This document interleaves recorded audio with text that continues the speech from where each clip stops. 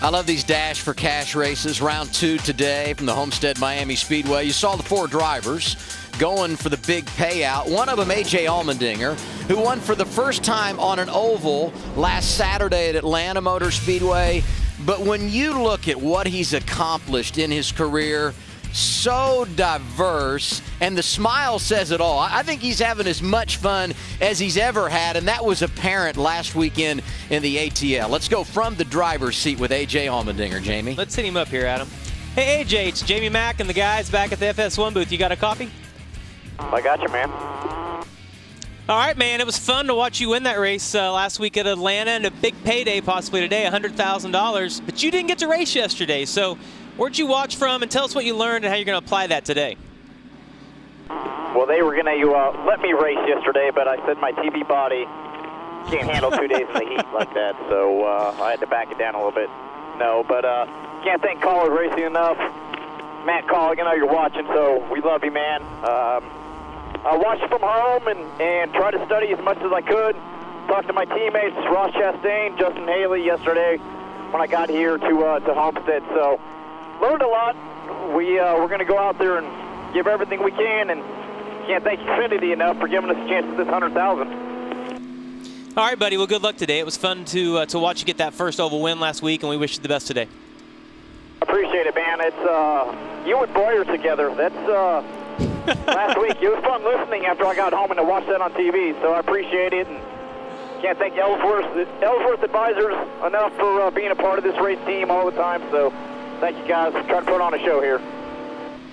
Good luck to A.J., who's got some adversity to overcome today, because since he didn't race yesterday, he starts in the back today. And you know, speaking of overcoming adversity, what about what we saw 24 hours ago from Chase Briscoe? I mean, he's one of the pre-race favorites, and before the race even begins, you saw the debris coming out there. That's ballast from his Ford Mustang. He came down pit road and started this race 6 laps down, somehow rallied to finish in the top 10, Regan. Well, Adam, he did rally to finish in the top 10, but unfortunately when lead comes out of a race car, there is usually a penalty to follow. That penalty came down last night to the team crew chief, Richard Boswell, along with the team's car chief and team engineer. They were all given a 4-race suspension for the next 4 races starting today. So they had to go to the box and call out somebody who hasn't been on the pit box in a long time, Greg Zipadelli, former Cup Championship crew chief and now Stewart-Haas competition director. He will be calling the shots for this 98 car and Chase Briscoe today as they roll off from 9th. Zipadelli winning those championships with Tony Stewart, who was Chase Briscoe's hero growing up. Tony Stewart, having Zippy on the box has got to be really cool for that kid out of Indiana. We'll follow the 98 all day long. And here are some of the rules and how things apply on this doubleheader weekend. We take the top 15 from yesterday, invert them today, and that's how we got the starting lineup from 16th on back. You start where you finished yesterday's race. Backup cars must be approved. There were a couple of those. Limited adjustments allowed, and you see the cars going to the rear at the bottom. The big ones to note, Daniel Hemrick because of the driver change from Dale Jr., Justin Allgaier in a backup car. We mentioned Noah Gregson, and A.J. Allmendinger already starting in the back. Let's go as we see it. Well, this is going to be a fun race because there's several things that these drivers are going to have to overcome. First thing is adversity. You talked about it, Adam, to the rear. How do you overcome that? I love the inversion. The fastest cars are not starting near the front. That's going to be fun early in the race. And then how do you talk to your crew chief? How do you understand those adjustments that you need to make and you can't over adjust? And then my key, the biggest key, is how you run that wall. Noah Gregson talked about how much he loved it, but it's an art. You can't just jump up there and run an inch off the wall if you don't know what you're doing. He's got it down pat. Yeah, Noah Gregson, incredible at being able to run the wall yesterday. And for me, it's short run versus long run, guys. We saw Noah Gregson, the best car on the long run, but when it came down to the end, we got that caution, which we haven't had lately, and Harrison Burton was able to capitalize on having better short run speed. And look, we talked about Chase Briscoe. You can't count anyone out. 6 laps down at one point in the race. We kind of thought he was done, and that team was able to put some strategy together and get him back to a 7th place finish, which is unbelievable. And then Justin Allgaier. He's been so consistent. Most stage wins in the series this year. Led the most laps, but yesterday was not good. We've talked about this has not been a good track for him. They're in a backup car. Hopefully they can capitalize on that today. He's never had a top 5 finish It's at crazy this to track. think that. If anybody celebrated when the schedule came out and we learned the championship races at Phoenix and not in Miami, it was Justin Allgaier. Here you see the race analysis, same as yesterday, 40 laps in the first 2 stages. That leaves 87 laps for that final run. You see the pit road speed, that's significant. We saw the drivers getting everything set there a moment ago. And the fuel window, 58 to 60 laps. And we remind you of that because typically in this race, and we saw it yesterday, you get that long green flag run in the final stage. Yeah, and that competition caution, we're going to see some strategy right off the bat. When we get to lap 20, there'll be guys not put on tires, saving those tires, using that strategy early in the going to try to have something extra at the end of the race. Anytime you have strategy involved at a place like this, it just makes the racing more fun. You'll see guys that stay out on old tires and guys charging from the back on new ones. Going to be fun to watch. And we're making history. For the first time since 1983, it's an Xfinity Series doubleheader, back-to-back days. Being able to race twice in 2 days is pretty cool. It gives us an opportunity to hopefully work on the car for the second day. To me, the biggest opportunity is points because you have the ability to obviously win 4 stages and 2 races in one weekend, and that's not something that you get very often, especially for us Xfinity guys. If you have the ability to sweep the weekend or at least get a bunch of points and a bunch of stage points because you brought a great package, I think it's obviously a double points weekend. That's a great way to look at it. It's the land of opportunity this weekend in Miami, and I said we haven't done this since the early 80s. When we did it way back, it was at different tracks. This is the first time we've ever run on consecutive days at the same facility. We see Myatt Snyder has actually chosen the bottom. That was a little bit of a debate yesterday, whether you want the bottom or the top, and do you pick that because of who's behind you or because you think it's the preferred line? It did seem like if you can clear the guy in turns 1 and 2 or the car on your outside, that the bottom was the place you wanted to restart. And you got to think Justin Haley's licking his chops. He's up in that 3rd spot. He's got a really fast car. He knows the kids on the front row. He's a kid as well, but he just might have a chance here to jump out and lead some laps and get a big jump on some of the heavy hitters who are all starting in the rear. Mention Haley, perfect setup. Leaf filter on board today, and his teammates got an onboard camera as well. We visited with A.J. Allmendinger driving that 16. That is the Chevy on board. And look at the pylon, always highlighted in red, our dash for cash drivers. Hemrick and Gregson 11th and 13th, both those drivers going to the rear. So right now your guy Haley's in the catbird seat to win the money, Michael. He's on it, and that car is going to be fast today. The notes that he shared with his teammates, it's got to be key. Pace car is in. It's time to go racing in South Florida. And guys, I think we're going to see them a little more aggressive today. They've got that race under their belt yesterday. Know what to expect. A little bit of wheel spin on the car on the outside.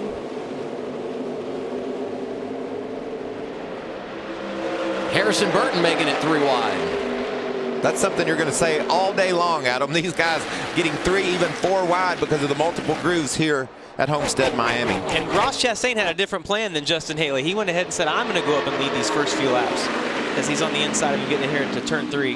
The bottom of turns 3 and 4, Michael, seem to be the best for those first 2 or 3 laps, like when you've got enough grip in the tires. But then we see, as it goes on, you want to start moving up. Look at Noah. He's flying through the guys right now. Myatt Snyder held on to lead that first lap, but you're right. Ross is dogging him down on the bottom, trying to make that work. 3 Chevys in the mix, and then the Ford of Chase Briscoe, who jumps up to 3rd in that 98 car. A much better start today than yesterday for Briscoe. He's just thankful to get to be on the lead lap right now, guys. He spotted him 7 laps. I tell you, I think that the 98 could be the favorite today. We thought that he had one of the best cars yesterday. We don't really know because of the circumstances he was in, but man, he loves coming to this racetrack, and that means so much. As you see him here already going to the bottom of Ross Chastain. How happy does that make Zippy, his crew chief, what Jamie just said, knowing that he's going to be up on that box and have a chance to win this race? I know these guys want to win every week, but I got to feel like there's maybe a little bit of added motivation for Briscoe after what he faced yesterday. Cindric down on the bottom, racing with Brandon Jones. This is a great 3 wide battle. It's just so cool at this racetrack, Michael, that there's literally 3 options that these guys can race on. And that the track's so wide, and because of the progressive banking, all those lanes are good. You see Austin Cindric, he drives in there and slides up in front of Brandon Jones. The Fords starting to make their presence known. Briscoe going after Chastain for the top spot. We saw Cindric. And here's another one of those Chevys, Noah Gregson. I can't wait to see Noah make those moves he made yesterday where he would be behind the guys and dive to the bottom. And it was weird. It was like he would slide up in front of him, but he wasn't losing the momentum like we typically see here. Speaking of momentum, you saw it there. Myatt Snider used that higher lane to hold off Cindric, but Cindric's got that move going in low and sliding up like you point out, Jamie. He's really got that move down.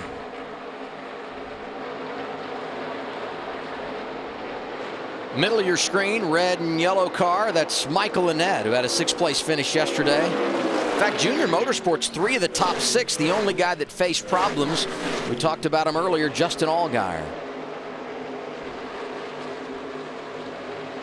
21, Anthony Alfredo. Man, he's been impressive. He had a great comeback yesterday where he got the lucky dog on that last caution and was able to come back and get a great finish. Yeah, Alfredo finished 4th, best of his career. 4 starts this year, 3 of them in the top 10, and we're going to places he had never seen before. That's great for this young man. That made me dizzy. He gave a complimentary wave there, but I don't think Riley Herbst was feeling that. He's like, no, I'm going to go ahead and get back by you here. That was a big-time lane change. There you see the 68. Oh, mid-3 bottom. So it gets tight right there. Mid-clear. Yeah, when you hear your spotters say 3 wide, you're like, middle, bottom, top. Where am I at right now? The cars are so wide on the track. Brandon Brown in that 68 started on the front row. He slid back to the 10th spot, getting some heat there from Herbst. Brown, though, another driver who's off to a great start this year. And introduced to the lead party, Austin Cindric. Yeah, he's been running a couple tenths quicker than these 2 leaders. I think that Chase Briscoe is actually a little bit better than Ross Chastain, but he's not able to clear him, and that's allowed Austin Cindric to catch up to these guys. Need help with anything? Did you hear the crew chief need help with anything? We're going to start building our notebook, trying to decide what kind of adjustments to make. Do we pit at lap 20? Do we get tires? What's our plan? I tell you, the crazy thing about today, guys, is that they have already fallen off almost 2 seconds a lap in 7 laps. That is huge fall off. Into the top 15, Justin Allgaier, Daniel Hemrick from the rear. Just in front of them, Noah Gregson. Yeah, there. those Junior Motorsports cars are marching from the back toward the front. Looks like Noah's a little bit quicker than his buddies, but Allgaier's got a lot to prove today. He wants to get to victory lane. He's had fast cars, but it just hasn't worked out. Take care of your stuff. One back with a little bit of a run to the 10. That's Tim Fiedel, a spotter for Chase Briscoe, who now has the race lead. How did he get it done as we head to turn 1? See him getting a little bit of a run, just like we saw Noah do yesterday. He was able to dive to the bottom. It's so much further around the top than it is the bottom. He was able to use less ground, slide up in front of him. And I'm going to say that Ross cut him a little bit of a break there. What do you think? Chastain had never led a lap at Miami until yesterday when he spent 26 laps out front. Led the first 8 today, but he slides to 3rd now as he gets passed by Austin Cindric in the 22. Cindric starting today like he finished yesterday. He's in the number 2 position behind Briscoe. We're 9 laps in at Homestead. You saw the change for the lead as we were side by side when we went to break. And the new man out front, Austin Cindric, getting by his Ford teammate Chase Briscoe. This is a continuation from yesterday, just a really fast forward for Cindric, and you can see he's able to make that bottom work. And Jamie, explain to the people at home how hard it was to get that forward to the bottom and complete that pass. Well, it is. I mean, because the top is where all the momentum is going to be. It's just such a shorter distance when you cut the corner off. And those guys are doing so good. They're not really sliding up the racetrack until like the 3/4 mark around the corner. And the 22, I mean, he has just been, we saw it at Atlanta. Those guys have started these races out really, really good. You see our Ford Performance track facts. Just how good was Cole Custer in 2017, leading all those laps and winning by 15 seconds. Riding the fence, too. We talked about that at the opening. He had it down. He was running right against the outside wall. We see varying grooves here. It looks like the faster cars are having to use that bottom lane to get around guys that are just stuck up on the wall, holding their space. Myatt Snider to the inside of Michael Annett, and just behind them, sneaking into the picture, already in the top 10, just 5 laps from the competition caution, the 9 of Noah Gregson. I mean, he's picking up where he left off yesterday when he led 83 laps. He loves this track. You can tell. When Regan did the interview with him earlier, you could just tell his passion for this track, how much fun he loves getting up against the wall. And I think Regan's got something right now.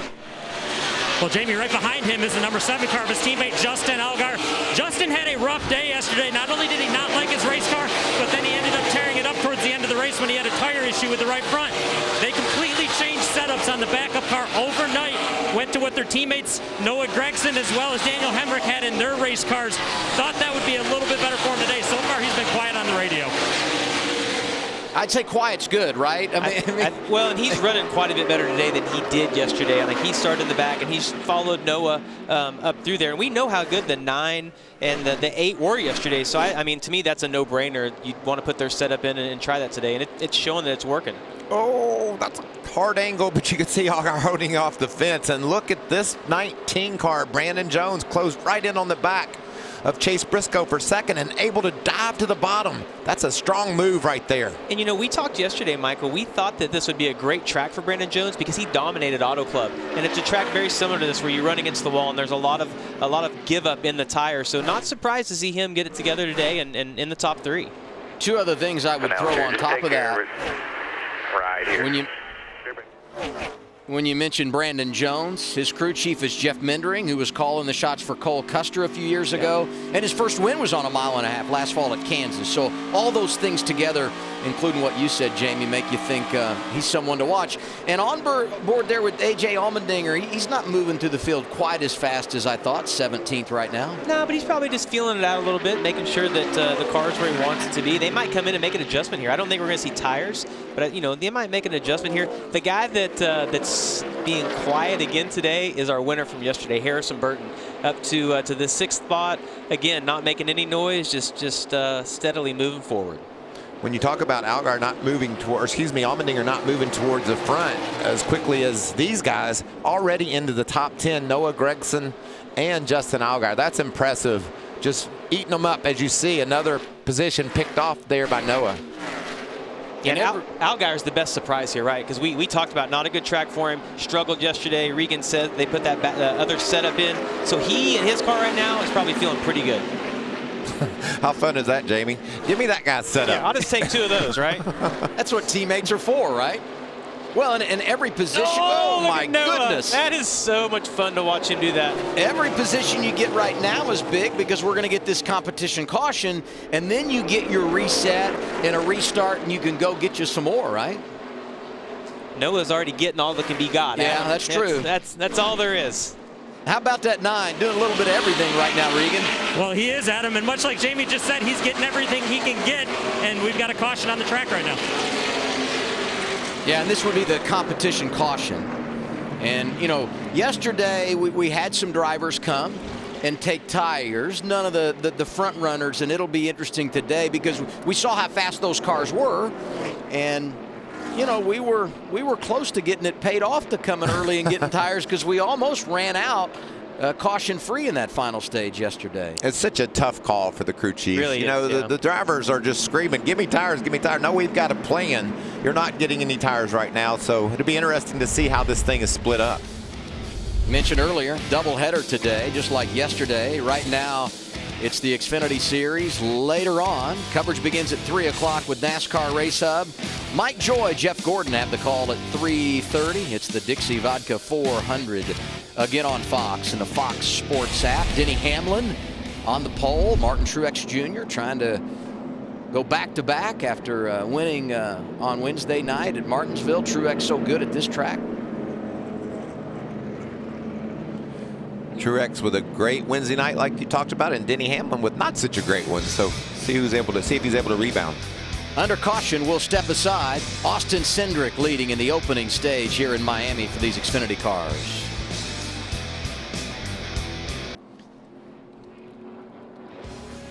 There were some drivers that came down pit road, and some got tires, and some got fuel, and some had other issues. Man, that hurt. Ah, dang. Who put that there? Why did they put that tire behind me? Oh, he's yelling at whoever was supposed to hold that tire. Hey, but let's give some credit. That was Timmy Hill in the 61, who ran 250 miles yesterday, 250 today, and that's just in the Xfinity Series. He and B.J. McLeod running both Xfinity races and the Cup race 400 miles later on today. My math says right around 900 miles if you complete all the laps. He's a big cat. He can handle it. That's what Clint said yesterday. He said he was a big guy. Hey, he finished third when we were doing iRacing way back. So, I mean, he was good in Miami earlier this year behind Dale Jr. and Denny Hamlin. As we go green, let's listen to Team 98. Trying to push below you, 2x2 here. Trying to go outside now, outside 10. You're clear up. Clear easy now, still inside, still inside. One trying to get out, you clear up all the way to the top, all the way up. Got one pushing you. One inside here, one inside, nice and smooth. One inside, 10 coming to push. 10's gonna make it 3 wide on you, 3 wide top.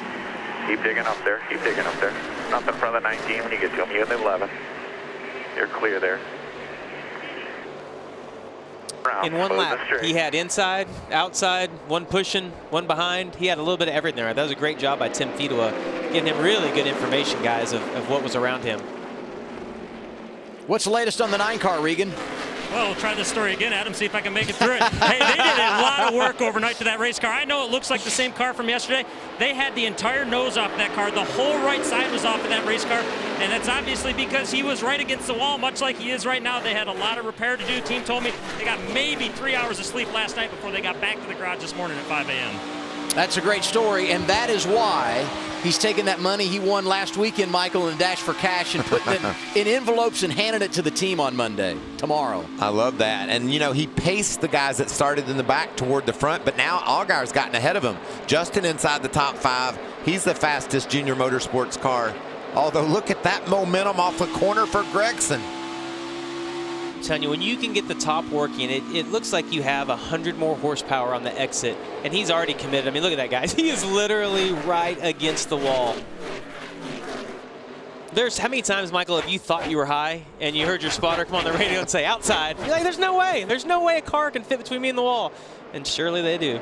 There goes Gregson. He said, Michael, I know you said the 7 was ahead of me, but not anymore, buddy.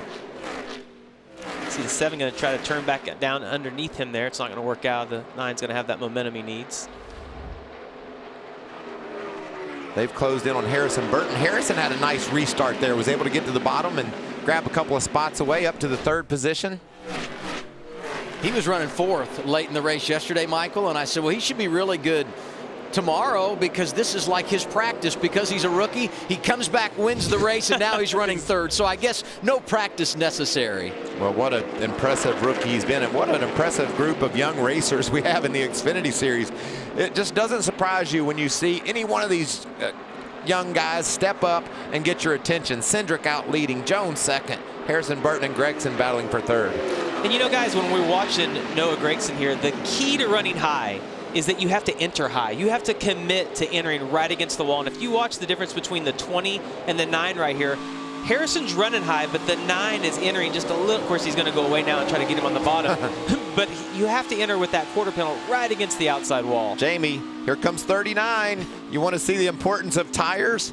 Look where he's going.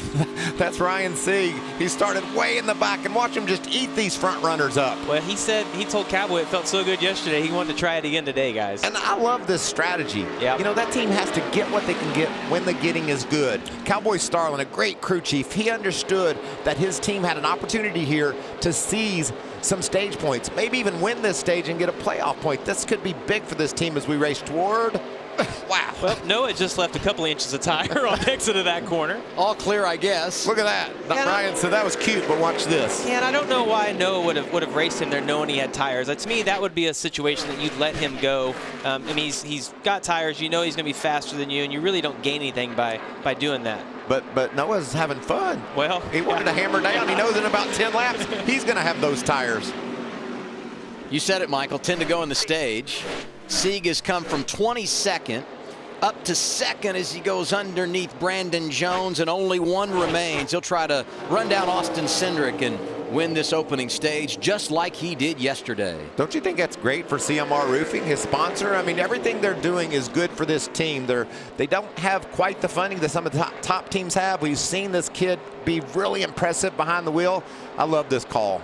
Yeah, I mean, it's a risky call, right? Because you're hoping that you're counting on those cautions not coming out in that final stage. And you said this a little bit ago, Adam. The ironic part is that yesterday the caution was brought out actually by him at the end of the race yesterday. But yeah, Michael, I'm with you. I mean, you're Team Boyer. I get it. You're gonna take the other side, and I'm totally okay with that. Spinner, Cesar Vaccarella, and Tommy Joe Martins.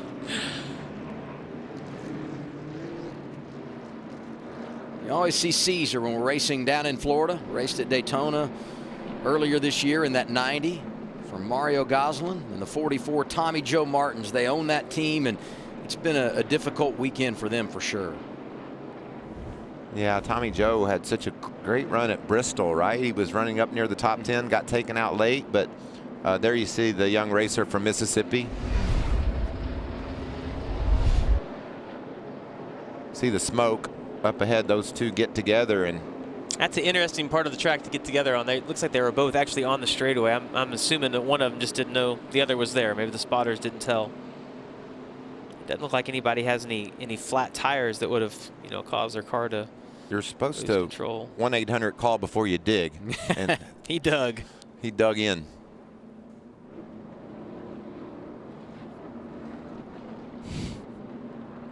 That looks like one of your divots from the golf course, Michael. I would not argue that, Adam. I'm the worst avid golfer I ever met. Could we get the sand bucket, please?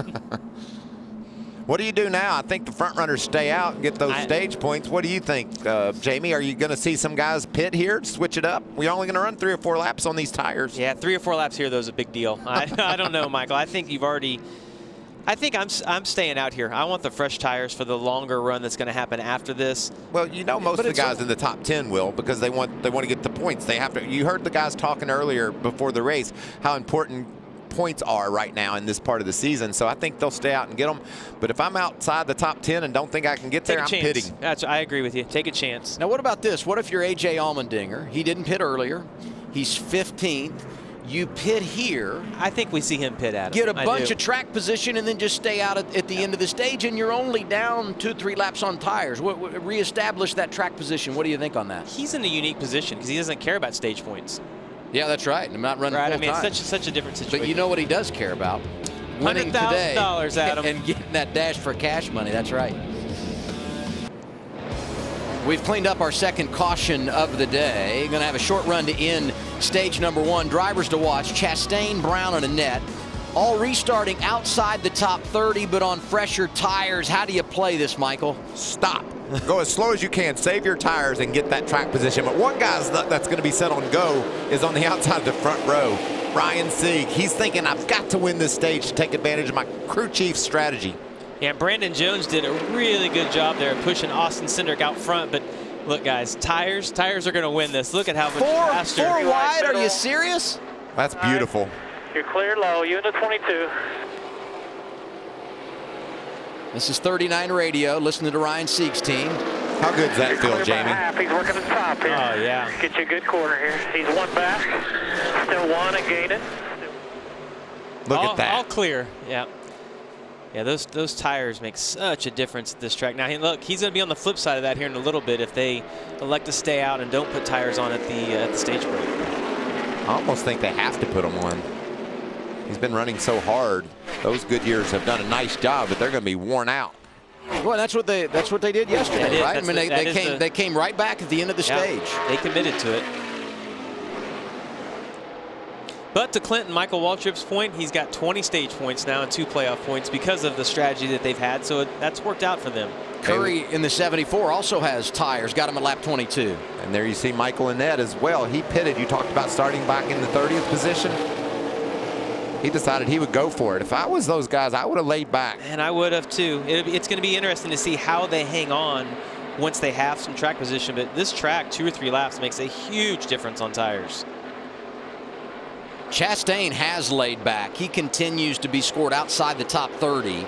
So he's obviously just riding around as slow as he can, and then he'll cycle up toward the front when the caution comes out and everybody else pits. Look at Allgaier hugging the wall with a couple to go on the stage. Yeah, Gregson almost put it in a bad position right there. Tried to get to the outside of Justin, who left just about enough room on the entry of that corner, and then slid up. Annett works his way to 4th, just in front of them. And here are the other teammates from Junior Motorsports. Doesn't get much closer than that. Man, Noah's air off the nose of his car knocked Justin sideways, and that created this 3-wide situation, and they somehow made it through it. I'm pretty sure in Justin Allgaier's mind, Bristol popped up in his head right there for just a second, thinking back to what happened at the end of that race. Unofficially on the restart, Michael Annett was 31st. He's going to come back to finish 2nd in the stage behind Ryan Sieg, who pulls away and wins it. He wins stage 1 for the 2nd consecutive day for Sieg. It's the 3rd stage win of his career. Annett was 2nd. Cindric, Jones, and Allgaier your top 5. Opening stage is complete for the NASCAR Xfinity Series. It is the Contender Boats 250 from the Homestead-Miami Speedway.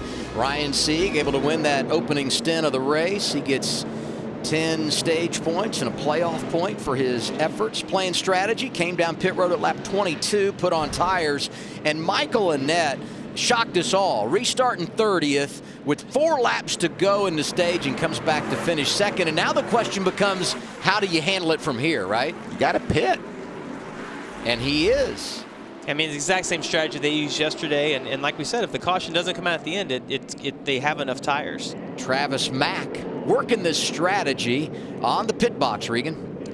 Well, Adam, the 19 car, Brendan Jones, on the left side of your screen. He pits from 4th place. That race car right now is a little bit too tight in the middle, meaning the front tires won't turn in the corner. New setup for that team yesterday. Stuck with it again today. The 39 car, your leader, Ryan Sieg, his race car is also a little too tight in the middle. A small adjustment for that as they get another set of tires for him. And the 22 car, his race car right now, it needs more forward drive. He can't be aggressive enough with it for Austin Cindric. And I saw that shot of Allgaier making his pit stop. Little damage on the right rear, and that's a brand new car. They pulled the backup out. Race off pit road goes to Austin Cindric, +2 for him. Brandon Jones gains a couple of positions. So does Harrison Burton and Noah Gregson. And staying out through all of this, and there you see Ryan Sieg. They had major issues on their pit stop. We'll follow up there. And let's talk about the strategy for Ross Chastain, who stays out after pitting prior to the end of the stage there, Jamie. Well, let's hit him up right here and see what he thinks about it. Hey, Ross Chastain, this is Jamie Mack in the FS1 studio. You got us? Behind us or top, we would have the 9. He was talking. So Jamie. 19 or 9 as your pushers. 19 bottom, 9. He's trying to figure out which lane he needs to be in. That's his team giving him all the information about what's going on around him. Hey, Ross, it's Jamie Mack in the FS1 booth. You got us? Yeah, buddy, I got you. All right, it's almost as if your team was listening to Michael Waltrip. You did exactly what he wanted to do, which actually has me concerned. Whose decision was that? Yours or the crew chief's? And do you think you used too much of the goodie running those slow laps? Oh, rolling around behind this pace car, you use up too much of the goodie. But no, it's what we want to do. We got shuffled back there, some dirty air. No, our number 10 Nutri-Nag Solutions Chevy is faster than I think we were running back in the teens. So it's not going to be pretty for a little bit, but hopefully it's a net gain. We stabilize here and get back to where we belong. All right, well, no one's pulling more for you than we are because we want you to make us look good. So go out there and do it for us, and good luck the rest of the race, buddy. All right, thanks, buddy. It's a big race for him. He's a Florida guy, right? I mean, the family farm, 3 hours from the racetrack, and everybody's celebrating because Chastain's out front. We mentioned the 39 of Ryan Sieg had an extended stay on pit road. There's a reason why. A tire got away. Man. There goes my tire. You can see Justin Allgaier pulling in his pits, getting to a stop, and he just pulled that tire right out of the carrier's arms. Can you imagine his surprise right there? Hey, man. When I first saw this clip, I'm like, well, he's still got the tire. And I'm like, well, wait a minute. He was carrying 2 of them. It speaks to how athletic those guys are that go over the wall and what an unbelievable job they do.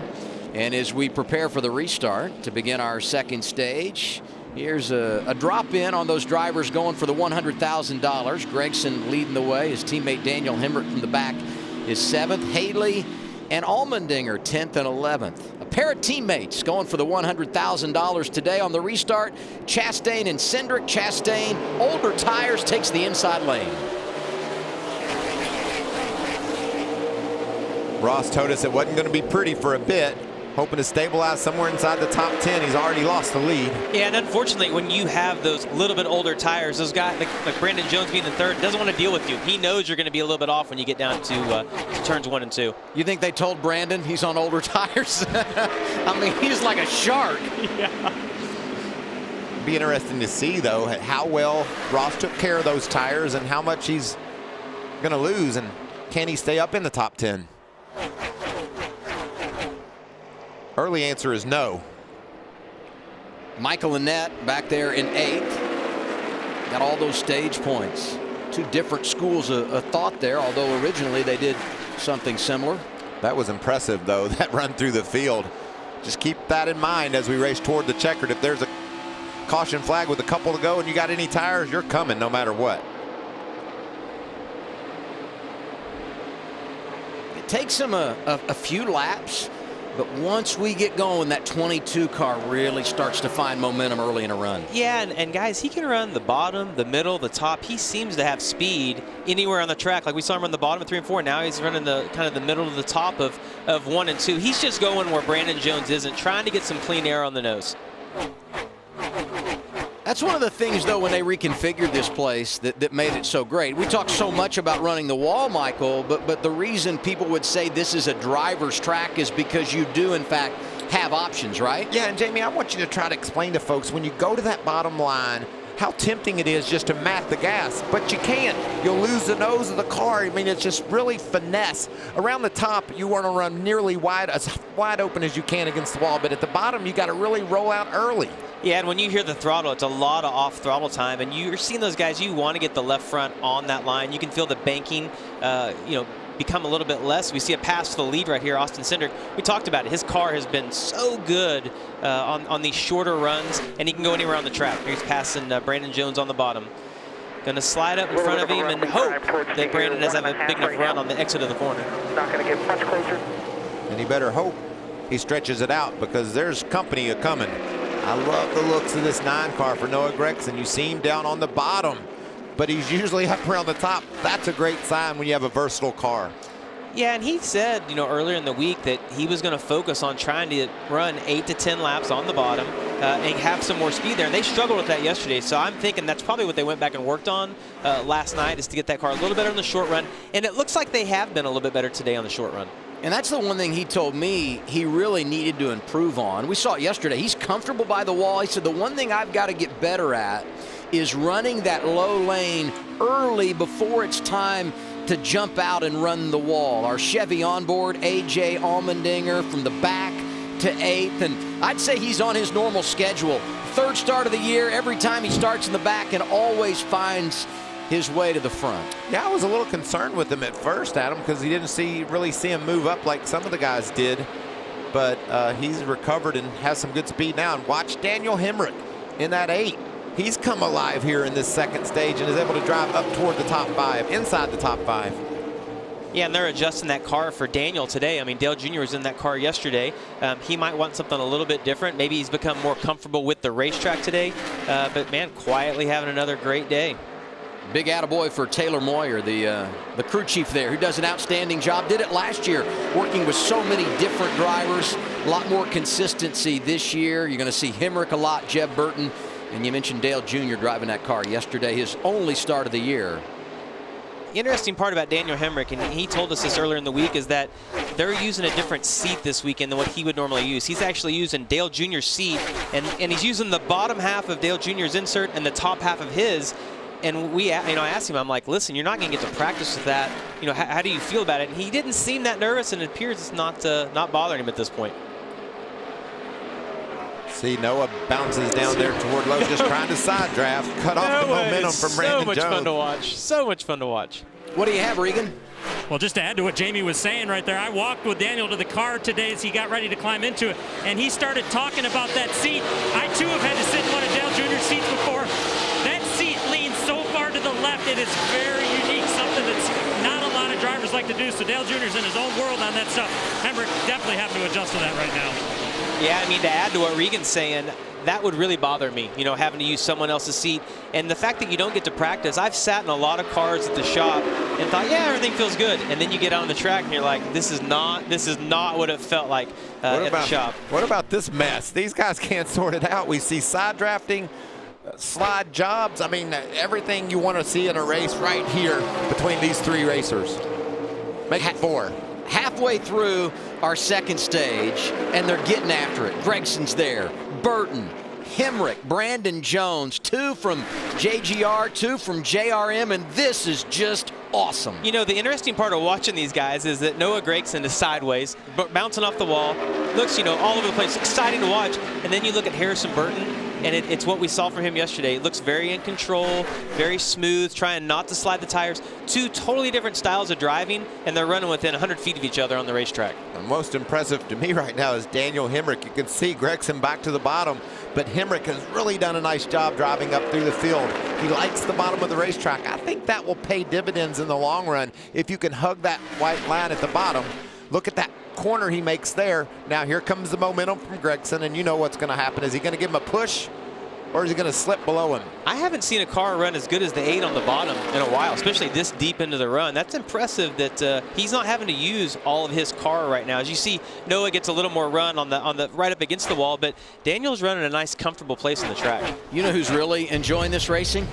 Austin Cindric, because they're battling and he's got a 2-second advantage, maybe more over second place Daniel Hemrick.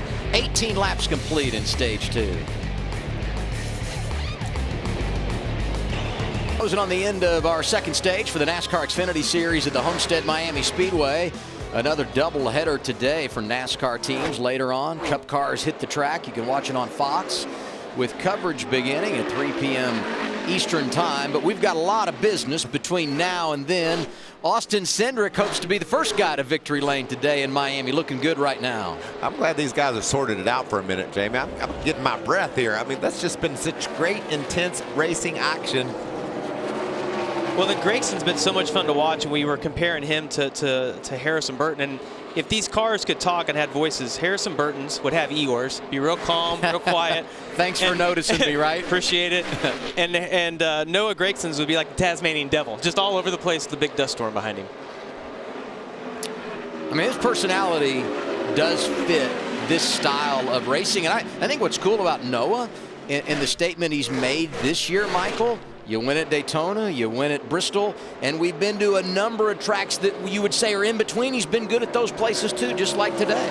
I would definitely say that he is the most improved driver over last year to this year. We didn't really see consistent speed out of Noah week in and week out. This year, it's just been highly impressive about how he's able to drive up front. Like you said, Adam, no matter where we go, he's a story. The one thing that Noah told us that he credited his success with this year is Josh Wise. Not only on the physical side, but on the mental side. Josh gives him an approach heading into this weekend, the disappointments that might be ahead, things to expect. And I think we got to give a shout out to him. This guy won the opening stage, and now Ryan Sieg is 28th, or excuse me, 26. What's going on there, Regan? Well, Adam, this is all by design. That team actually put the 20-lap scuff tires from the start of the race back on that race car so that they would have the extra set left for the end of the race. What they told him when he started this run was basically do everything you can to just stay on the lead lap, and then we've got our race back from that point on. Yeah, but Regan, I don't know that he's going to be able to hang on to the lead lap. He's already 28 seconds behind and losing nearly a second a lap, so it certainly doesn't look mathematically as this is going to work out. I love that call, though. They took a chance, got those stage points, kept those fresh tires, but a timely caution right now would really be a help for that team. I have talked to that team a lot this year, though, and they feel like they've got to get out of bounds on strategy with the other teams if they're going to have a chance. And if not, they're just going to run 7th, 8th, 9th, maybe 10th, depending on how good their car is on a particular day. And you like the call. The question becomes, will it pay off? And like everybody else, they've got 3 sets of sticker tires left for the remainder of the race. And as we talk about the various strategies, the best strategy is to be fast, and that's exactly what you have in Noah Gregson, who has run down Austin Cindric. And there he goes. Same move he did yesterday, guys. Just seems slide up in front of him here. And the thing that's incredible is that everyone else, when they do that, they lose all their momentum. Noah does it, and it looks like he hits the turbo button. And then it looks like he almost hits the wall to get it going the other direction, but somehow he's able to miss it. And what a textbook Homestead-Miami pass that was. I just can't believe the transformation of confidence in him. And now Ross Chastain, who was 13th when they played that strategy toward the end of stage 1. 10th right now, but scraping the wall as he races Riley Herbst. We call that a kiss, and Yes. I don't think that's going to hurt anything, especially with the composite body. That body will actually come in and then push back out, unlike what you'll see in the Cup race later today, where when they get into the wall, it pushes the metal in, and it usually causes a tire rub. I needed one of those composite bodies in my career. I think I could have done a lot better. I do feel like it's Groundhog Day. I mean, there's so many things that happened in yesterday's race that are happening again today. I mean, the case in point, Ryan Sieg does the tire strategy, and they win the opening stage. And now stage 2, long run, great racing. And the door is open once again for Noah Gregson, who leads with 11 laps to go. And all those guys, if you're just joining us, highlighted in red on our scoring pylon, going for a win in the dash for cash. It would be a bonus $100,000. You don't have to win the race. You just have to finish best out of that group. And Gregson trying to go back-to-back. He got the big payout last Saturday at Atlanta Motor Speedway. 10 laps to go when they come back around in stage number 2. It's a gorgeous day in Miami. Let's crank it up.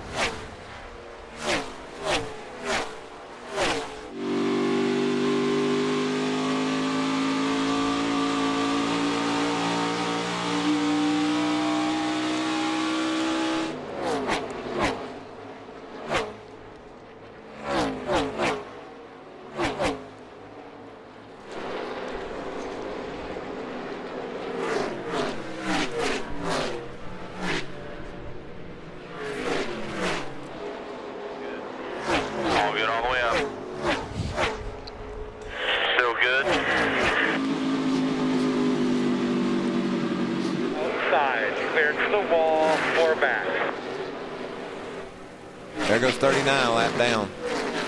Because if he did, I'm sure he wouldn't be running where he is. Nice, you haven't hit it yet. Looking good.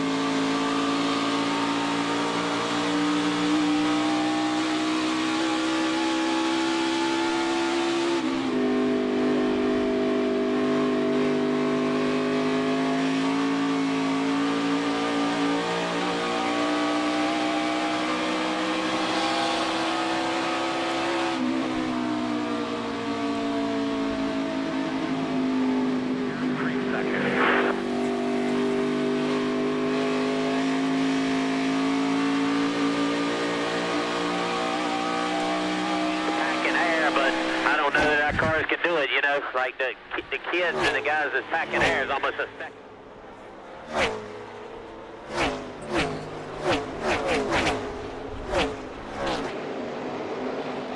You heard Chris Rice there talking on the radio, calling the shots for A.J. Allmendinger, who is 9th. And we also saw Noah Gregson go by the 39 of Ryan Sieg, and Regan talked about him running around on those older tires, and he's now a lap down, so they're going to have to go to plan B on the strategy. You also heard Michael Waltrip talking. Yeah, well, you were adding to the crank it up effects there. I like that. Technology is great when you use it properly, right? I mean, we got a button where the three of us can communicate, and sometimes it's okay, Michael. It just happens. I love this race. I want to try to figure everything out that's going on. the one thing we heard Chris Rice say there was that he's talking about the young guys like packing air. I think he's talking about how close you see Noah to the wall, because it seems like there's a little buffer. When you get right against the wall, they can find some grip. And we've watched AJ's in-car. You see, he's just kind of committed to running this middle. And I don't think there's anything wrong with this until we get to that last stage. But if you're going to be fast on the long run here, you have to do that right there. And that, Michael, we've been watching him for the last 20 laps. It's unbelievable to watch him do that lap after lap. It reminds me so much of Tyler Reddick last year, for the last 2 years here. And how great was his interview before the race? He says, that's where I'm That's my sweet spot, right? That's yeah. what I want. That's what I want to do. And just the difficulty of it, the precision he has to drive that car with, it's just incredible that he's that good at it.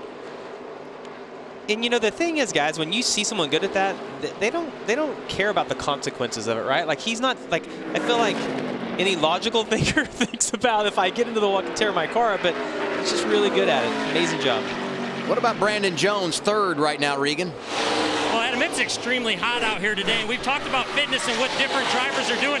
Brendan Jones actually started working this week with Blake Cook. Blake Cook works with his teammate Harrison Burton already. This is the first week he's been working with him as a driver coach, though, not only to help on the track, but also help fitness-wise off the track. And I can tell you this is a good week for it. It is blazing hot out here right now. Yeah, and I mean, the back-to-back days, I think, and we've seen this in the Cup Series, right? I mean, there's a residual impact of racing multiple times in a short period, and certainly all these drivers facing that, they'll complete 500 miles this weekend. That's just not normal in the Xfinity Series. Yeah, and I think the important part of that is not just the physical aspect of whether you're running or cycling, but the thing that those guys are going to learn is it's about your nutrition, it's about your hydration. There's so many little tricks you can do that aren't hard, but that can make a huge difference in how you feel after one of these races. Chastain 13th when they played the strategy. 12th right now. You saw Anthony Alfredo go around Allmendinger. The 21 is up to 9th, and we're going to have one lap to go in the stage the next time around, and the theme continues like Saturday and Sunday continue to mirror one another. As Gregson's in position to win a stage for the second consecutive day. Yeah, I'm so glad to hear that. Of course, he didn't listen. He's right against the wall still. And we said that yesterday. He had, an 8-second lead, and he never got off the wall. And I think Clint said something that was a valid point, is that you get in a rhythm and you get comfortable, and he's just doing what feels comfortable to him. But man, we were just dying for the crew chief to tell him, give it a break, get 6 feet off the wall. It's okay, you're good now. How much does that remind you of Tyler Reddick? You mentioned it earlier. Absolutely, It looks like a carbon copy of how Tyler attacks this racetrack. It'll be fun to watch Tyler on Fox today when he goes cup racing, see how he's able to handle this track. No one's done it better when it comes to stage racing in 2020 than Noah Gregson. That's his 5th stage win of the year. Better than anybody else, besting his teammate Allgaier. Stage 2 of the books in the Contender Boats 250. It's the NASCAR Xfinity Series. Racing at the Homestead-Miami Speedway, 10th race of the year. Going back-to-back in Miami. Noah Gregson wins the second stage. Ryan Sieg got it done in stage number 1.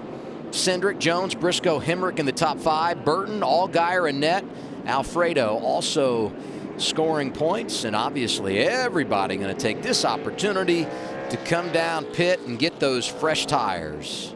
Regan, here they are.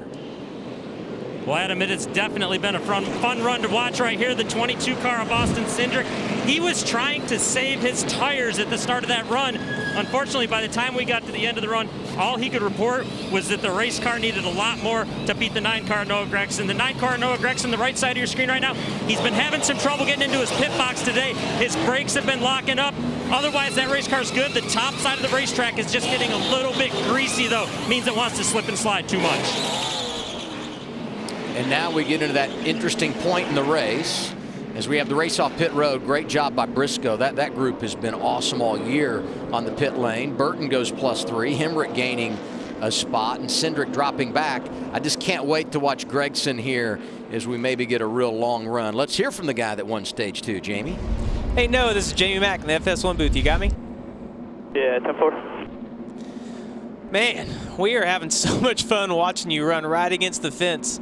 But you're stressing us out. Why, when you get a 5-second lead and there's 2 laps to go, why don't you get away from the wall? What's making you continue to run up there?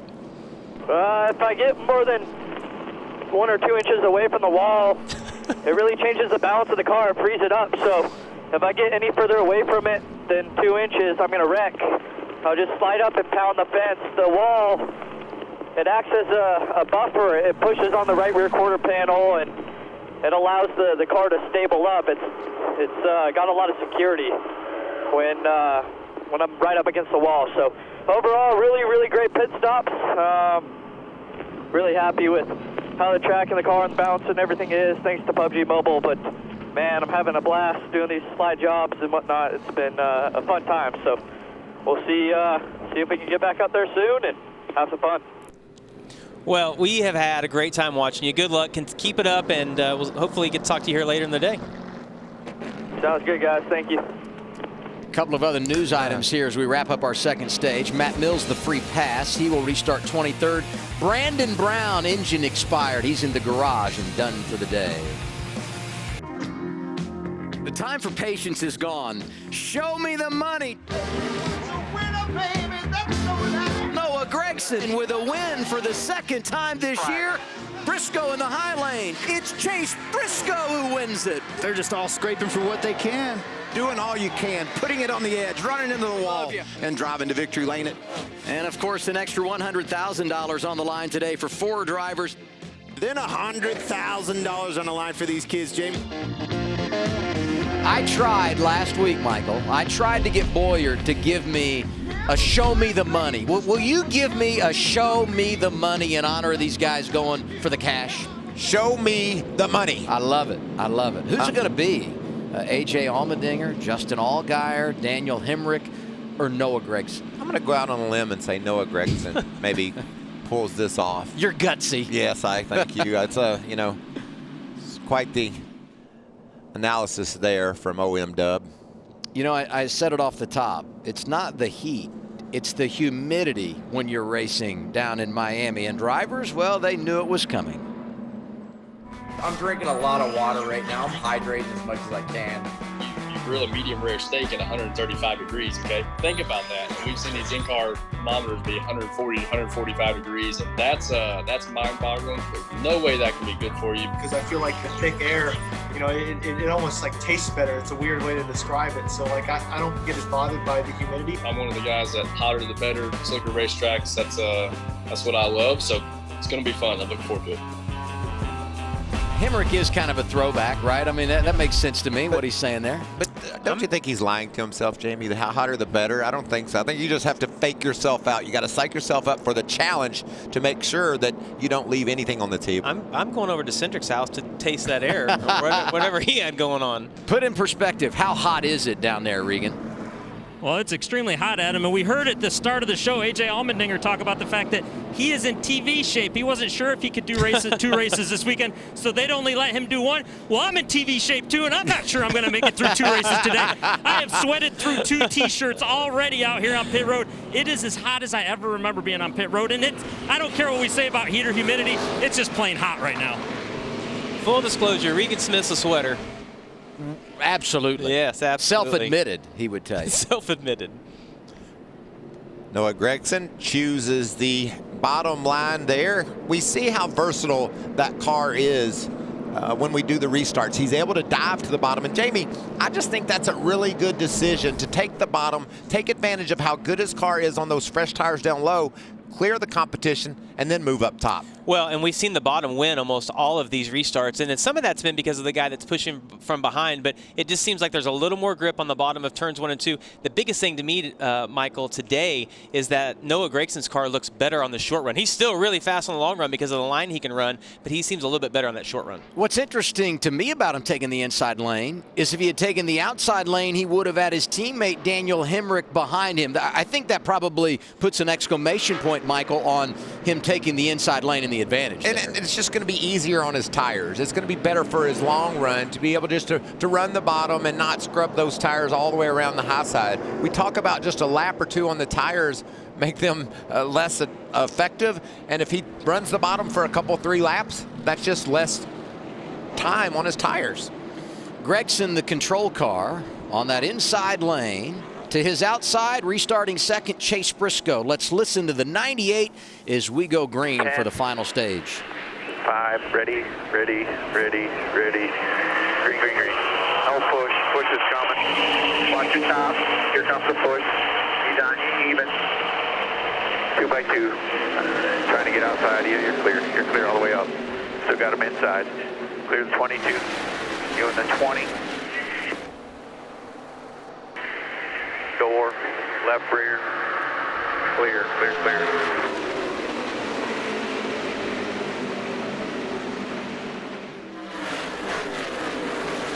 On with a big run. 22's 2 back, 1 back. In line with you. Half back. Got a big run inside. Inside. It's the 22.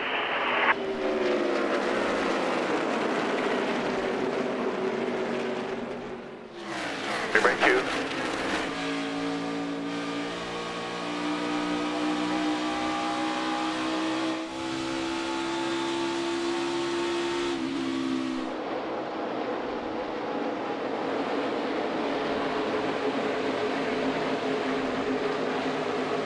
I think Hemrick has really shown something today. 4th in racing with Harrison Burton there. Has to slide into line in front of Brandon Jones.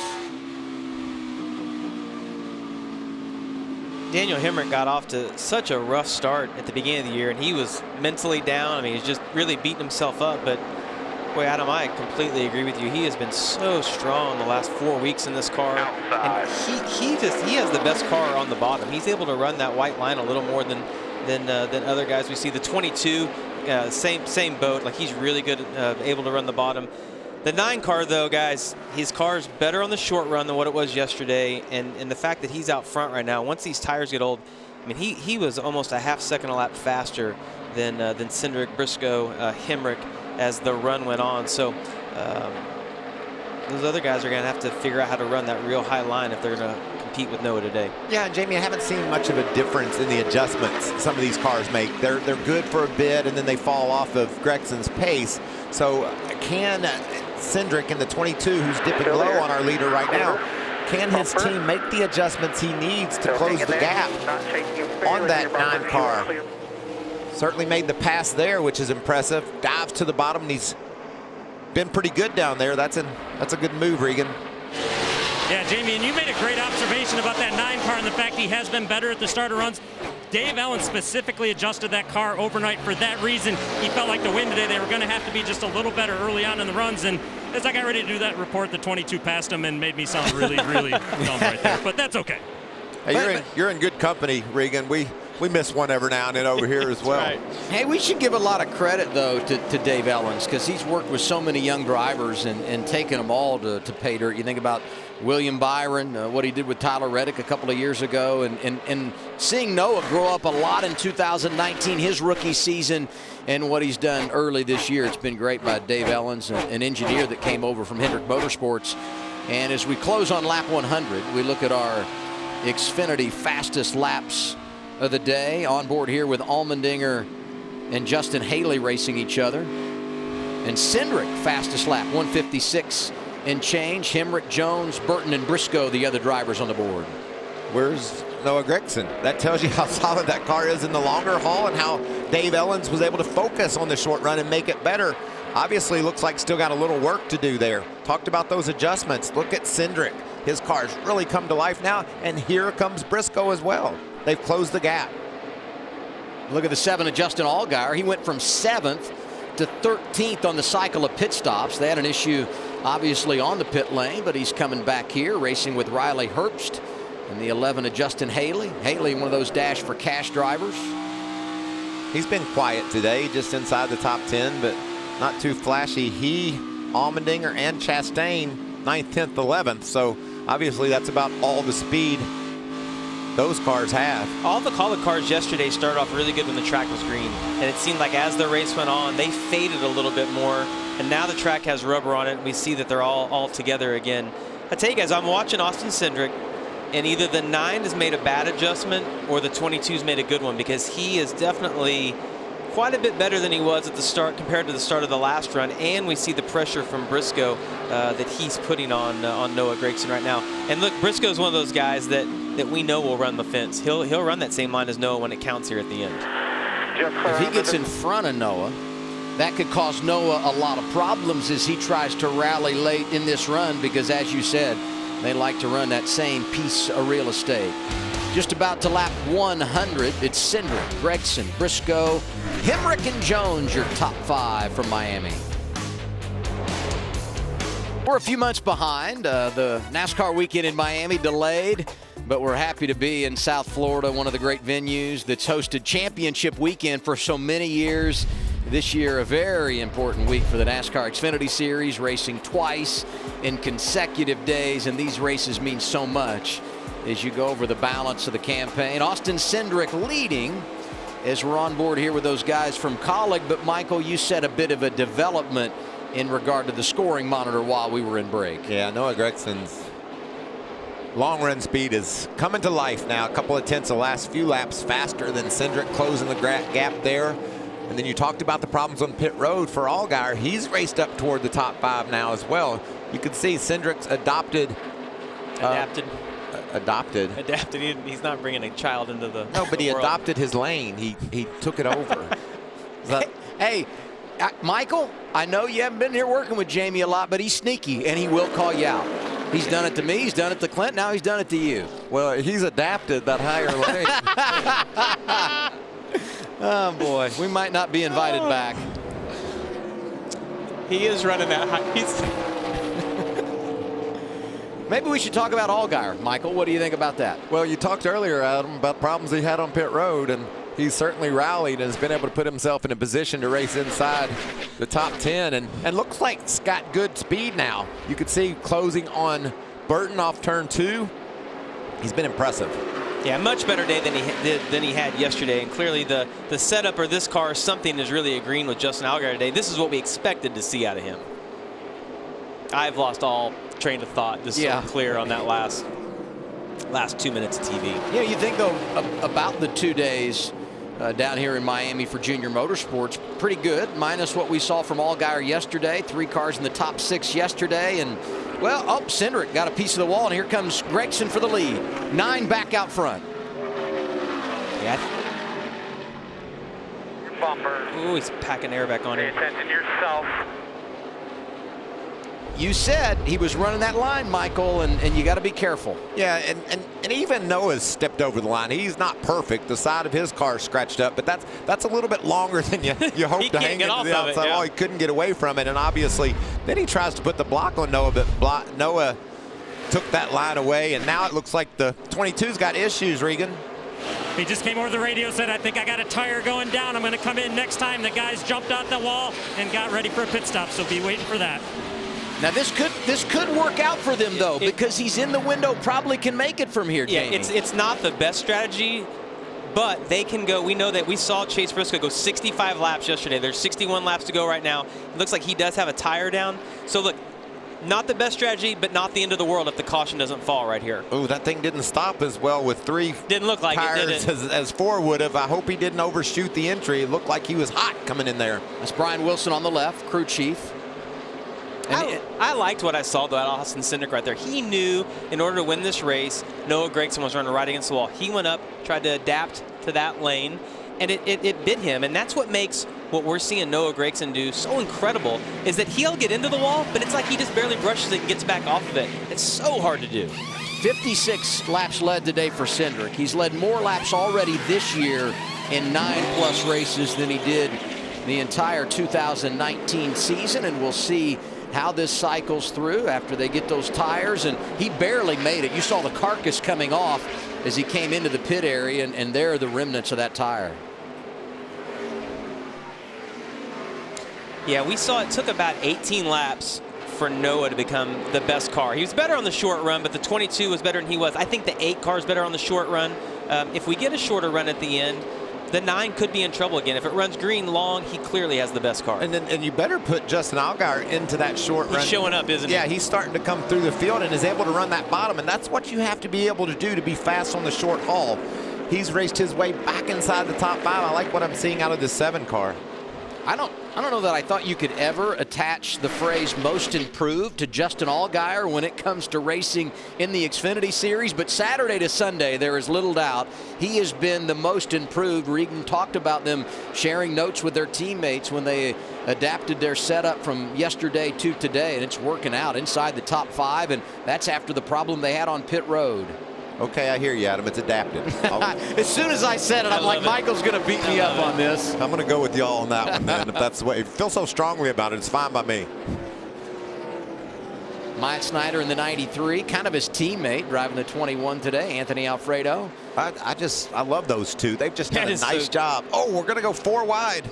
Oh, gosh, there was contact a little bit there with Jones in the 19, Allgaier in the 7, and right around him on the fresh tires, 22 of Austin Cindric. Well, and the 22's got to make hay while he can right now because he has the new tires. He knows that in about 20 laps when these guys start pitting that he's going to be in the same position that they are right now. So he's got to make all the ground up he can right now. You also got to give him a heads that a boy over his entry to pit road. We talked about 3 tires trying to stop that thing. He was able to judge it perfectly, get on pit road without a penalty. And that could be the difference. He might win this race now. If the caution doesn't come out, he could be in the catbird seat. Well, he's 23rd, and one of the other reasons he's got to run hard right now, Michael, is you see him passing these cars that are up front. He needs to get back by Noah Gregson so he can put himself on the lead lap should the caution come out. Here he is racing through that traffic. That's new tires, but man, Daniel Hemrick had his hands full, didn't he, Jamie? He did. Watch this thing jump sideways on him after that big push from Cindric.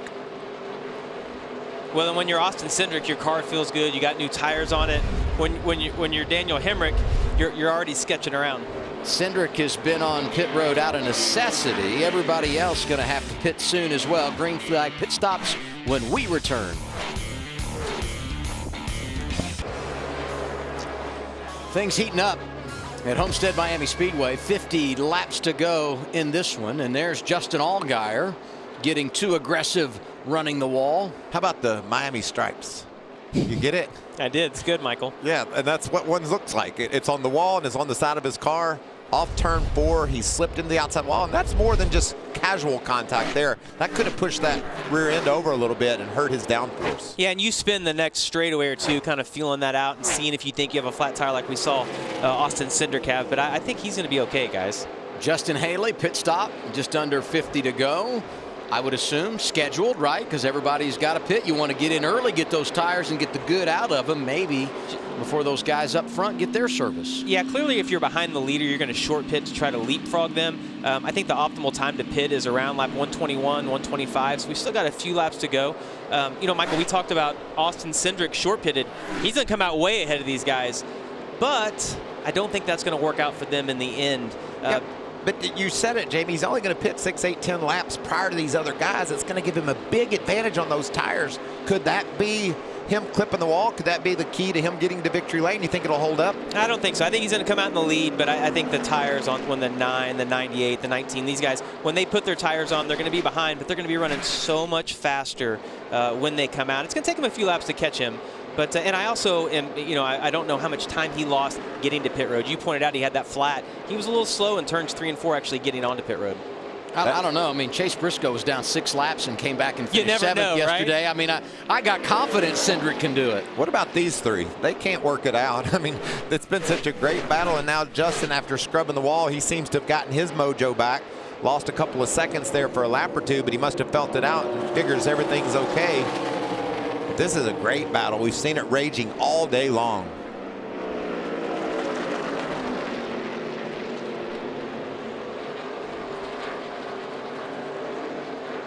He's able to clip Hemrick there and pull right onto the back of Burton. Boy, that was tight. Is Harrison pitting? I thought I saw an arm out the window. No, not this time. Maybe just saying, Justin, get off me.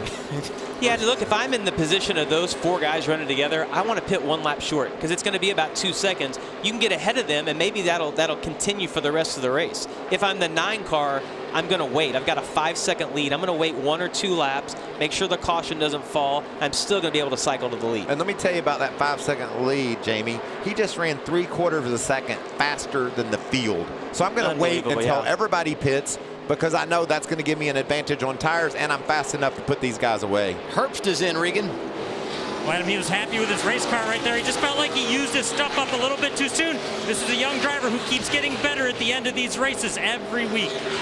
Had never been to this racetrack prior to yesterday, finished 6th, and has been in the top 10 all day today. Hemrick didn't make it. That's going to be a huge mistake, loss of momentum, And likely, if he does get down there, he might have been speeding anyway. This is tough making these green flag stops. It's a hard pit road to get on. There's a big transition, and you saw it looked like Justin Allgaier was creeping around there. He was going to make pit road, and the thing that I'd be worried about Hendrick is if he locked that left front up, if it blows out before he gets back to the pits. Allmendinger is in, Regan. Well, AJ Allmendinger using notes from his teammates' setups. They were able to adjust that car overnight. Right now, he almost slid through his pit box getting into the stall. Small adjustments for him. And the race leader in as well. And Noah Gregson is looking for his pit stall. As we've been saying on the broadcast, that race car takes about 18 laps to come in. They keep telling him, be patient. It will come in for you when we need it to. Short run could be the only thing they're worried about right now.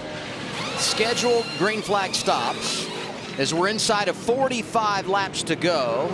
And there you see Daniel Hemrick. One more time around, and he is getting his service. And the advantage for Gregson was over 5 seconds when this cycle began. And he was able to get on pit road before the 98 who was running second. He should build on that lead, Regan. Definitely a potential second gain there for him or more. They've been telling the 98 of Chase Briscoe to take care of this race car. Let the 9 make a mistake. We won't make the mistake. That race car is just a little too free off the corner all day long. They've been working to fix that with crew chief Greg Zipadelli on the box for him. It's so crazy to hear that Zippy's on the box. Richard Boswell suspended after their problems yesterday. He'll be out the next 4 races, and that turns the top spot over to Brandon Jones, but he's going to come to pit road in the 19. You talked about how hard getting on pit road is. How sketchy was that? He was sideways as he slowed down to hit pit road, Regan, but he's headed your way. Well, Brandon Jones, as you said, tough entry getting on pit road, and we saw a close call there as he was getting to his pit stall a second ago. That race car is too tight on entry. It's been too tight all day long. It means it wants to go right to the wall when he turns the steering wheel, getting into the corner, but much better than last year here for Brandon Jones. And nearly didn't get into his stall. Tommy Joe Martin's making a stop in the 44 as well.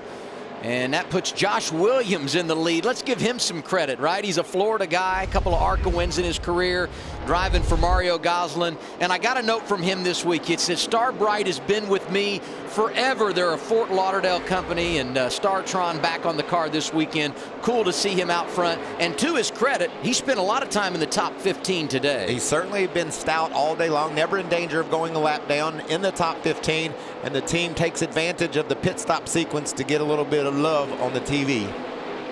Now it cycles to Cindric, who is out front because he made that pit stop earlier than Gregson.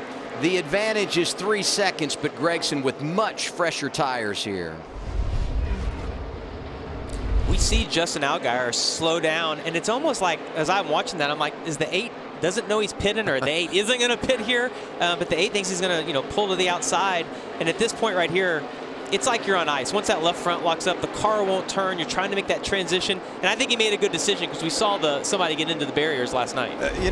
Jamie, isn't it interesting? That's a bit of a macho man contest. You want to prove the guy ahead of you. Absolutely. I'm going to beat you to pit road. I don't care what. And sometimes you have to abort, and that's exactly what Hemrick did. Wise decision, like you said. Well, and it's nice sometimes to have somebody in front of you as a braking marker, someone to just go a little bit deeper than them and try to do a better job of slowing down. But it looked like Justin got all he could right there, and there was just too much speed for Hemrick. Mentioned Noah Gregson on fresher tires, running second right now. He pitted at lap 123. Cindric in when he had the tire going down at lap 107.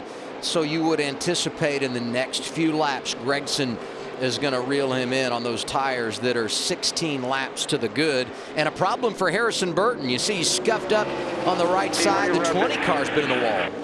Yeah, these guys are all just finding their limits, and you can see steps over it. How long does he scrub it? Because we saw Cindric scrub it for a pretty good ways, and it cut his tire. Yeah, he stayed on it for a while. We'll have to look for that to see if it knocks one of the tires down.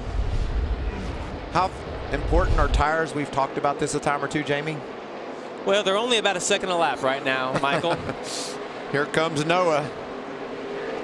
Look at that. Look at the difference in the speed of those two cars. I mean, this won't be a contest. The 9's A lot fresher tires, running second a lap faster. I mean, Well, it's kind of a contest. Well, it will be for at least one more straightaway, and then the 9 will be by him. Well, Gregson looked like he had a push to pass when they were on the same Equal tires, yeah. So when his tires are 16 laps better, you know he's going to drive by easily, and he does. Gregson back to the lead. Cindric is second. Briscoe, Burton, Allgaier the top 5. Updating Daniel Hemrick, he's 8th. He lost 3 seconds in that pit stop exchange. Breaking news. It's June, we're in Miami, and it's hot. Air temperature 86 degrees. Feels like we're in the mid-90s. And it's only 250 miles for the NASCAR Xfinity Series. Look at Jake down on pit road. And I will promise you, he got 3 workouts in this morning before he went to the racetrack. He's in good shape. 400 miles later today for Cup teams, and that's their 3rd race in 8 days. Guys, we're falling out after Atlanta. 500 tough laps at Martinsville midweek and 400 miles today. And you can watch that Cup race later on Fox. Our coverage begins with Race Hub at 3 o'clock Eastern time. And the change here for second, Briscoe around Cindric. Yeah, I'm going to tell you guys, I've been watching Austin Cindric's times. Hitting the wall certainly wasn't the best strategy for him, but it hasn't killed his race either. He's actually, the times of all, they're starting to equal out, starting to maintain, and he's going to cycle out, I think, where he would have anyway. The guy that's moving right now is Justin Allgaier. He's up to 4th. He's running great lap times. His tires, he pitted just a little bit later than a couple of these guys, so he's looking really good right now. And you know what? We talk about the heat, and this is a time when you have to be on the top of your game. You've got to be the best as we race toward the checkered flag, and it's when you're the hottest. Focus, concentration, physical fitness, all these things are huge right now as these guys try to get to the checker. Can't make a mistake late to take a chance of winning away. It's so hard to explain to somebody watching this at home when it's hot in the car. Clearly you're uncomfortable, but the mental focus goes away because you start thinking about how hot you are and that you're thirsty. And when you're doing what Noah Gregson's doing, running 2 inches off the wall, you can't afford to make a mistake. Harrison Burton jumps back in the top 5. Got around his teammate Brandon Jones. You look at the running order here. You got Gregson almost 4 seconds back to Briscoe. Cindric almost 5 seconds behind on those older tires. But the advantage for Cindric over 4th place Justin Allgaier is 7 seconds. You know what Cindric needs in about 10 laps? He needs a caution because he's so good on the short run. It minimizes the problems he had earlier. And he might be in the game for a victory as Allgaier touches the wall again. 29 remaining. 25 laps to go in Miami for the NASCAR Xfinity Series. It is the Contender Boats 250. Mike Lynette racing Ross Chastain for that final spot inside the top 10. The winner gets that trophy. And today the winner might also get $100,000 because the Dash for Cash is on the line this weekend, and one of those 4 going for it. Noah Gregson, you don't have to win the race to get the money, but he's out front by 4 seconds over 2nd place Chase Briscoe. Ooh, there he is. And he has almost a 20-second lead over the next guy in line. When it comes to the Dash for Cash, Daniel Hemrick is 7th right now. That was a bit of a brush there off turn 4. Was it enough to disturb his rhythm? Maybe get something against that tire? I thought it was interesting to hear the 98's conversation that they haven't conceded the race, but they know they're not going to outrun the 9 car on speed. And they basically said, look, let him make the mistake. And I think that's what they're counting on is the 9 getting into the wall and cutting the tire down. But guys, I loved Noah Gregson's answer. I asked him that question kind of joking about, man, you're stressing this out. You're running so close to the wall when you have a 5-second lead. And I loved his answer. He's like, look, when I get away from it, I get loose. It shifts the balance of my car. I mean, he needs to be up against it to make his car have the balance. Ooh, Allgaier, really. For Allgaier, yeah. Ooh, that's a big hit. He's 4th, but that was a big hit, Regan. Well, as you guys were getting ready to come to me, I was going to say that he had a very quiet day today. I walked down to the team to ask him what the car was doing, if anything. They said that he's loved the car all day long, and now we see him get into the wall there. Minimal adjustments until that for his race.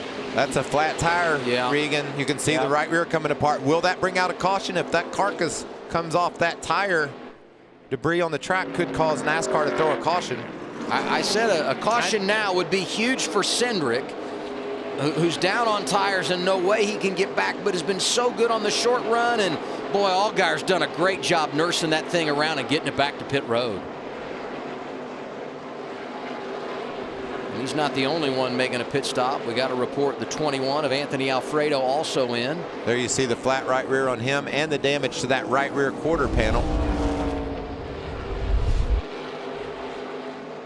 There's Allgaier again. And Michael, it's so similar to when the 22 got into it. It's like they get on into the wall and they can't get off of it. And when we've seen Noah hit it, it's more just kind of been skipping along it, not near as big an impacts as that. Anytime you see the tire smoke into that wall for a long period of time, it just tears that sidewall up. You know what's tough about that? He was running 4th. Having a great day. And the top finishers today are the ones that are eligible for the Dash for Cash next Saturday at Talladega. And he's such a good plate racer, and he takes himself out of the game, kind of like Bristol, right? He was in position late at Bristol to qualify for the Dash for Cash run last week at Atlanta. And of course, we all know what happened there with Noah Gregson, and he fell out of contention. So it's really been a tough couple of weeks for that race team. And at this point right now, we got 19 laps to go. Clearly the 9 doesn't want to see a caution because of the lead that they have, but they also don't have the best short run car. And I think that Austin Cindric, maybe a Brandon Jones, a Harrison Burton, we saw him capitalize on having that short run yesterday, Michael. When he bounced off the wall in turn 4, I've just noticed his lap times have fallen off a bit. His lead has shrunk from over 4 seconds to under 3. So right now, Briscoe, lap after lap, is the fastest car, and he's closing on our leader. It's funny, we thought going to the weekend, as you see the 4 drivers going for the Dash for Cash, Gregson leads, Hemrick 6th, Allmendinger 8th, Haley 11th right now. And with 18 laps to go, we felt like coming to the weekend, these would be the 2 drivers we would talk about, Gregson and Briscoe. And of course, Briscoe was out of it before it even began kind of yesterday, right? He came back to finish in the top 10. But today they've shined out, and I think on this long run toward the end of the race, showing why we felt like they were the 2 guys to beat. And we all of a sudden see Chase Briscoe going to the top. That's because they've told him, look, you've cut that gap down in half. It was 4.5 seconds, 5 seconds. It's down to 3. And Noah's lap times, Michael, great job there seeing that. His lap times have faded quite a bit. They're close to running the same lap time now, but it looks to me like Briscoe's willing to take the risk right now with 17 laps to go. And maybe it's just visual, I'm not sure. There you see the deficit back to the white car of Briscoe. It just looks like Chase's car is handling better right now. Noah looks looser. He doesn't look like he has the same amount of grip. He's running the same line, but it just looks like this car... Not quite as comfortable, right? Right. Yeah. So we definitely think that there's some fall off from the 9, and he's not just taking care of his equipment as we close on the end of the race. What do you have for us, Regan? Well, looking back to the second place car, the 98 of Chase Briscoe, Adam, they have been on the radio, spotter Tim Pito with him every lap, race the racetrack this entire run. They haven't worried about the 9. They sound like they're at Darlington right now talking about racing the racetrack. So he's making some gains, got some speed right now. That race car just a little bit tight at the moment. Well, and Tim Pito on the spotter stand, he's an old racer. He's been in this series, so he understands not just talking a driver through the traffic, but giving him the tips he needs for success in these kinds of situations. And if Briscoe could ever get the lap cars out from between he and Gregson, have that visual on the leader up there, then it's really important to focus on the racetrack. You can't be paying attention to the leader of the race. You got to just drive the track and see if you can gain ground on him. Yeah, and it's only 2 seconds right now. That's 1 lap car running Noah's line and getting in his way, killing that momentum. And I think I like what Regan added there. This racetrack is similar to Darlington. When you're running that close to the wall, you just have to take what your car will give you. If it gives you a good lap time and you're able to give a little more throttle, then you take it. If it doesn't, there's nothing you can do or you'll end up into the wall. This is the 5th race here at Miami in the stage era. The previous 4, we've only had 2 cautions in those 4 races in the final stage of the race. One of those coming yesterday with 5 laps to go. Certainly worth pointing out with 14 laps remaining here, and everybody's starting to get down to it on how they feel about their car, the fatigue, and all those kinds of things that could create a caution. Well, and we've seen so many guys getting into the outside wall. At the end of this, we very well could get another caution day. Yesterday, at this point, these guys knew they had to race the cars today. Today, you know that you're going to go back and you're going to be able to work on it today, so we very well could see another caution. Look at that precision driving. I love that. I'm so respect so much the guys putting it on the edge and running that line. Noah Gregson led the most laps yesterday, 83 out front, finished third after that caution came out when he had that huge lead with 5 to go. And today has led 67 laps. He's been, man, so good this weekend. See the numbers there. This has been an amazing year. I was really fortunate. Oh, check it out. That's a great sight to see right there, yeah, guys. the people are back. Yeah, 1,000 fans going to be So at the cool. Cup race today. 500 local military, and each can bring a guest. That is so awesome to see. Really cool to see. Hey, there's the 21 Anthony Alfredo driving for Richard Childress Racing. And we want to say congratulations to Austin. Yeah. Part of the Childress family. He and So wife cool. Whitney.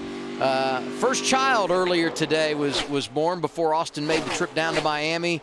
And Whitney's doing well, and so is young Ace. And that means that Richard Childress is now a great grandpa for a second time, I don't right? know that Richard wants you to point that out. Well, totally, yeah. Does that mean he's pop, or just still pop? I don't know. Well, that's the greatest gift you can have on earth, is to have a child. So congratulations to Whitney and Austin. Really cool. And back on the track, this lead has shrank to under 2 seconds now. Briscoe is closing ground.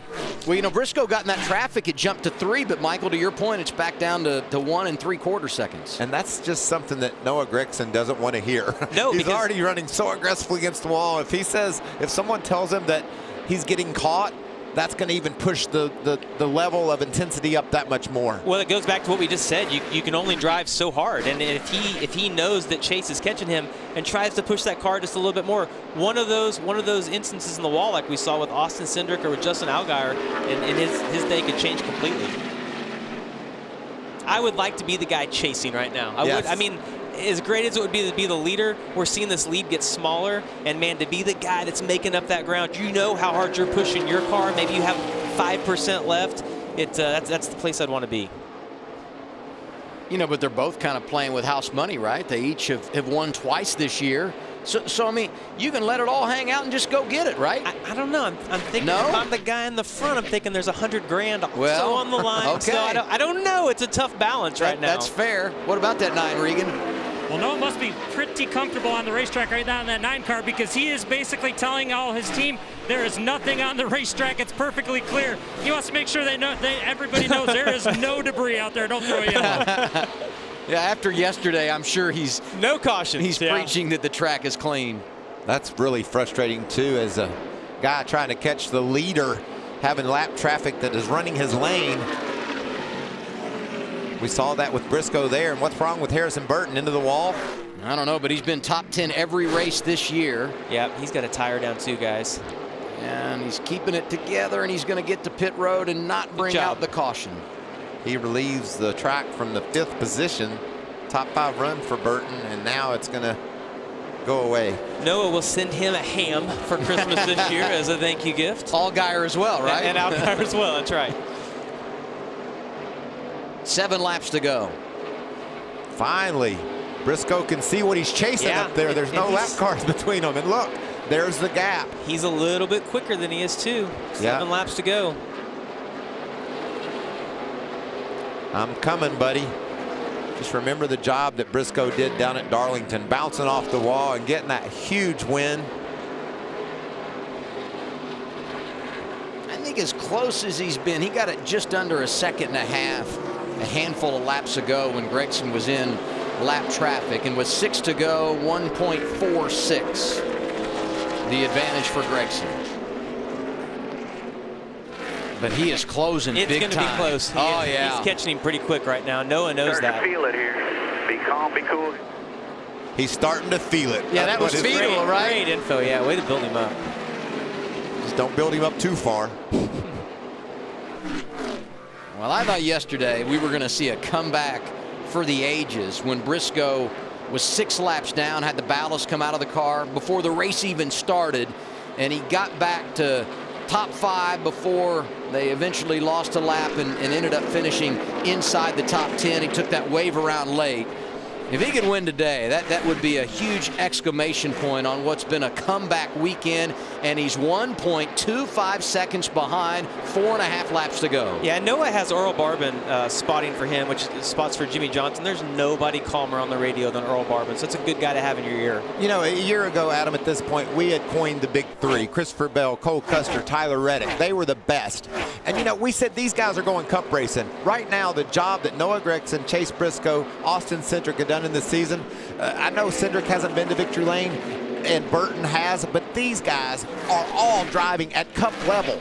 These guys are going to be in cup racing, doing a job, precision driving like they are here today. A little bit of lap traffic there in front of Noah Gregson. Yeah, one of them's Burton, who's got those fresher tires. That's a tough break for Briscoe to try to get around him and manage him. But it's going to be a 1 second advantage, under a second now. As we come back to the start-finish line, it'll be 3 laps remaining. It's getting good here. 2.5 tenths the last lap. 4 tenths that lap, guys. Boy, Briscoe about got in the wall there. Oh, they're so close. This is great racing and great driving. This really does remind you so much of Darlington when Briscoe ran down Kyle Busch in that electric finish there. I know those aren't sticker tires on Burton's car, so it'd be nice to see him get out of the way. I saw him give a little way. Oh, big time. Into the wall goes Chase Briscoe. I knew that was on the edge of happening. He had it down to 0.6 of a second, but it's going to balloon back to a second plus with 2 laps to go. I just hope it doesn't damage his tires so he can continue to try to put more heat on Gregson. And that might have been the difference. You got to give it to Noah right there, guys. I mean, he didn't push too hard. He let Chase get closer, right? He knew he was quicker. And then we have a spinner. It's Austin Cindric into the wall. Caution is out. And he was coming to the 1 to go, which would have signified the race is official if we get a caution. But he didn't get back to the white flag, and now we will have overtime. We only have 5, 6 cars on the lead lap. I know these teams have fresher scuffed tires in the pits. I think you'll see all the leaders come. What do you think? Should have a set of stickers here, Michael. And so I think you got to pit, right? Oh, yeah. Everybody's no pitting, yeah, without a doubt. Everybody's going to put tires on. I love that Michael wonders, I wonder, and Jamie's like, well, yeah, absolutely, you know. And this is the second day in a row. Yesterday with 5 laps remaining. Today with almost, we were coming to the white, and Noah Gregson sees the caution come out. Here's what happened. He scrubbed the wall and flattened his right rear. We've seen everybody sliding toward pit road and making it, and Cindric just couldn't quite make it. Thing snapped back to the right on him, and he got into the outside wall also slightly. And look at Daniel Hemrick. Big move to the bottom. That just tells you how tough these cars are to maneuver. And look, guys, he's in 4th place right now. He's had one of the best short run cars. So we saw yesterday Noah Gregson dominated at the end on the long run and was able to get beat on the short run. So we'll see if they're able to capitalize on this today and make the right adjustments. And Briscoe, keep this in mind, that pit crew, one of the best all season long. And this is the money stop, Regan. Well, Chase Briscoe very excited on the radio that caution flag came out right there. His race car has been just a little bit too loose from the center off. They're going to make an adjustment for that and try and give him something for this obviously very short run. Noah Gregson, the exact opposite on his radio. He was absolutely furious. Crew Chief Dave Ellens jumped right on the radio, got him to refocus immediately and said, what do we need to fire off just a little bit quicker here? Briscoe gets his stop. They're finishing on Gregson. The race off pit road. That 98 crew delivers again. Great call, Adam. The restart in overtime when we come back. It's been a great day for the NASCAR Xfinity Series, and the fun just getting started in Miami. Later today on Fox, coverage begins at 3 with the hub. Then we're racing at 3:30. It's the Dixie Vodka 400 for NASCAR's Cup Series. The stars are out. Denny Hamlin on the pole. You can also watch it on the Fox Sports app. We're going overtime in this Xfinity race, and one of the players is going to be Daniel Hemrick, who makes a great move here. Yeah, guys, watch as the 22 car goes back up across the track. Michael Waltrip saw this. He sees the 8 make an evasive move back to the inside. You're going to see him almost sideways trying to get right there, trying to get by them. Wow. Now that move could win him $100 grand. He's in a position. And the race, maybe. That's exactly right. That was a great move. Daniel Hemrick never has won in the top level of NASCAR. How sweet would it be to get it done today? Gregson going for the money, restarting second. Hemrick is third, up for the $100,000. A.J. Allmendinger got the free pass. He will restart seventh. Justin Haley takes the wave around. He will come from the 9th position as we get overtime, sponsored by Credit One Bank. Do you guys know what caution's a breed? Cautions. Yes, sir, right there. Look, I'll tell you what I'm seeing, though, is that Daniel Hemrick is restarting third. We think he's been the best car on the bottom. If I were him, that's the lane I would want to restart in. And if I'm Chase Briscoe, not only am I trying to side draft Noah Gregson and beat him on the restart, but I've got to block Daniel Hemrick. So Chase Briscoe's going to have a perfect restart here. This is as good as it gets, guys. I mean, this is awesome racing. I can't wait to see who's able to pull this thing off in overtime. It's been a real treat. 2 days in a row. And today, somebody's going to take home an extra $100,000 of cash. Got to love a little overtime.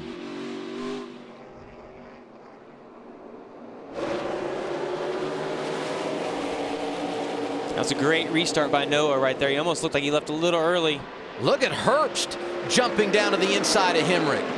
Hemrick did not need that aggravation because he just didn't get going like he needed to. What a big break that is for Briscoe. He is pulled away, and now trouble. There we go. We said it, guys. Herbst, Hemrick, hard into the inside wall. And the caution is out.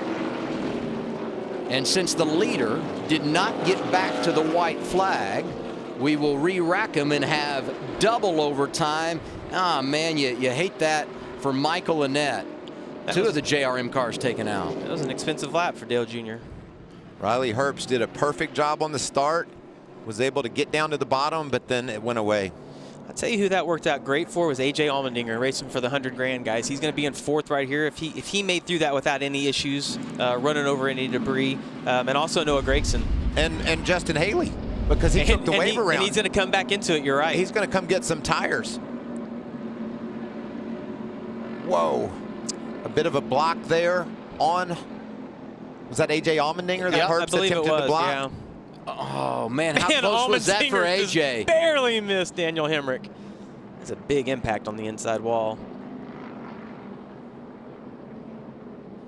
Man, great to see you and I have hit concrete walls. How refreshing it is to see these guys bounce off those safer barriers. Yeah, it's such a different, it's so much different than hitting just a regular concrete wall. Saw the same thing on the inside wall at Charlotte a couple of weeks ago. Hey, y'all, watch this. This is going to be crazy. Watch what Allmendinger sees as the 8 goes across his bow. Yeah, and there's nothing intentional right there. He was actually just going to try to push the 18 down the straightaway. We've seen when those two cars get locked together, the momentum that they have. And hey, let's be honest. He's racing for 100 grand, and there's only a few laps to go. Big block there by Herbst, the push from behind. It almost looked like Riley pulled down the block and then was straightening the wheel up at the exact same time that AJ got into to the back of him. Can't believe AJ didn't hit the 8. That was Austin Cindric looked like he was four-wheel drive through there. This is a great start by Chase Briscoe and a very nice start by Riley Herbst back in the 3rd place on the inside.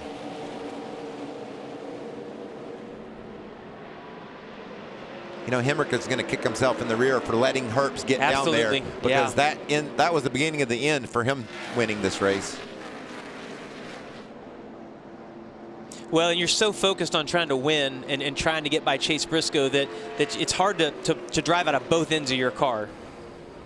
One more time, Daniel Hemrick. Watch that wall give. You can't imagine how just a couple of inches of this absorption of the impact, how much that relates to the driver.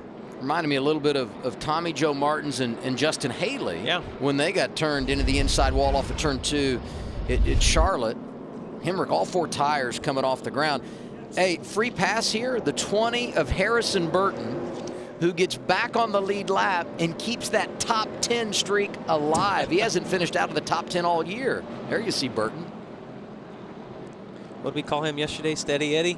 That's what you called him. That's what I called him, Steady Eddie. Is that his middle name, Eddie? Edward, I believe. Harrison yes, Edward. Edward. Quick thought on the overtime rules. We said we're going to double overtime because the leader did not get back to the white flag. It's a 2-lap shootout. Once the leader gets to the white, the next flag ends the race. Whether the caution comes out or the checkers, obviously. And so in this circumstance, we've reset everything. And the top 5 looks like this: Briscoe, Jones, Gregson, Allmendinger, and Chastain. What about the guy out front, Regan? Well, Adam, I don't think I have to build any drama into this race. There is already enough. This is getting exciting. But if we do want to add a little bit more, the 98 of Chase Briscoe on that last restart had a ton of wheel spin. He came on the radio immediately when that yellow flag came out and started talking about that wheel spin. So keep an eye on that on this final restart. It could play a big factor.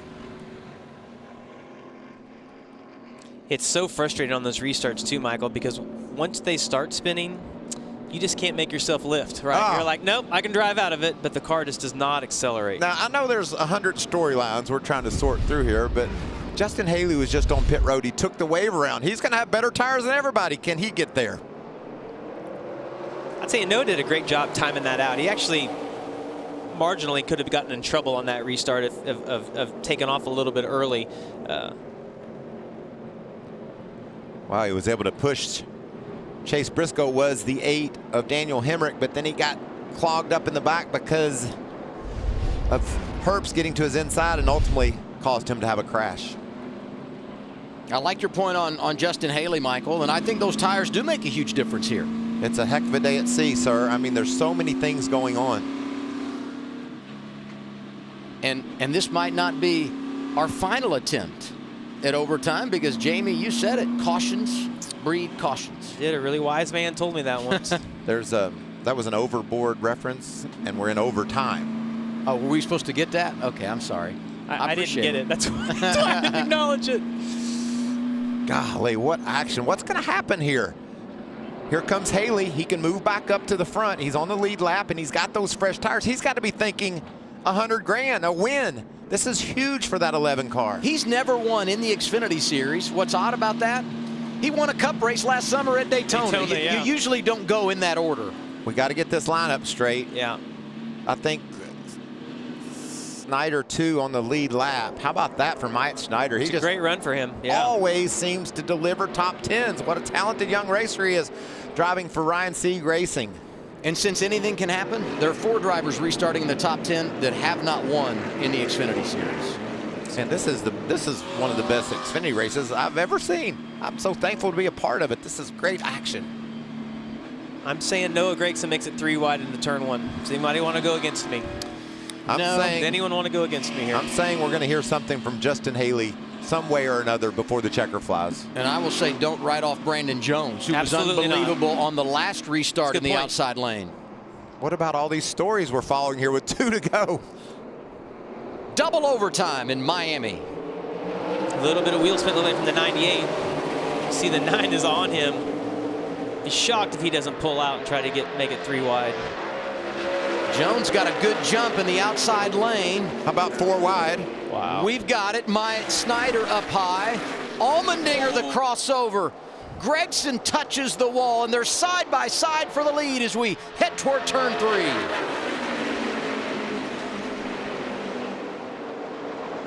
Here comes Ross Chastain up to 3rd. Fresher tires for Haley's in the top 5. White flag is waving. 1 lap to go. Next flag ends at Chase Briscoe, your leader.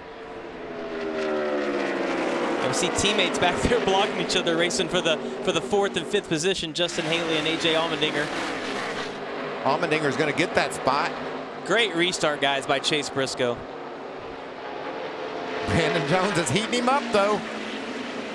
Final time into turns 3 and 4. Oh, a little loose for Briscoe right there. Briscoe, an unbelievable comeback yesterday. Oh, he's Today run, he's going to try to finish the deal. Crossover for Jones. He can't get there. Briscoe, the man in Miami. That was so good, guys. 2 great races this weekend. Oh, man. How do you guys?